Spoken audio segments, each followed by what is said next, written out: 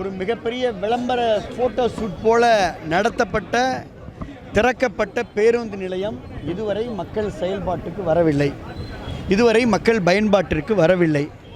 அங்கே பேருந்துகள் வந்து செல்வதாக தெரியவில்லை. பயணிகளுக்கு எந்த விதமான ஏற்பாடுகளும் இதுவரை முழுமையாக செல்ல. It is not functional. Honourable CM has opened but it is not functional.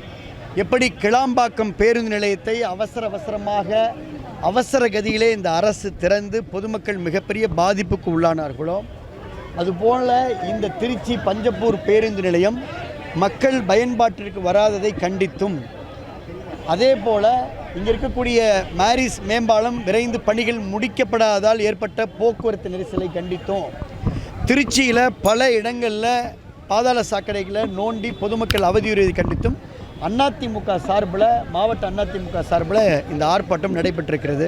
இதில் பல்வேறு கேள்விகளை எழுப்பியிருக்கோம். இனியாவது இந்த அரசு மாவட்ட அமைச்சர்கள் விழித்து மக்கள் நலனில் அக்கறை செலுத்த வேண்டும் என்று அனைத்து இந்திய அண்ணா திராவிட முன்னேற்றக் கழகத்துடைய சார்பில், பொதுச்செயலாளர் எடப்பாடி சார்பில் இந்த திருச்சி மாநகராட்சி மாவட்ட நிர்வாகத்தை திராவிட முன்னேற்றக் கழகத்துடைய அரசை வலியுறுத்துகிறோம்.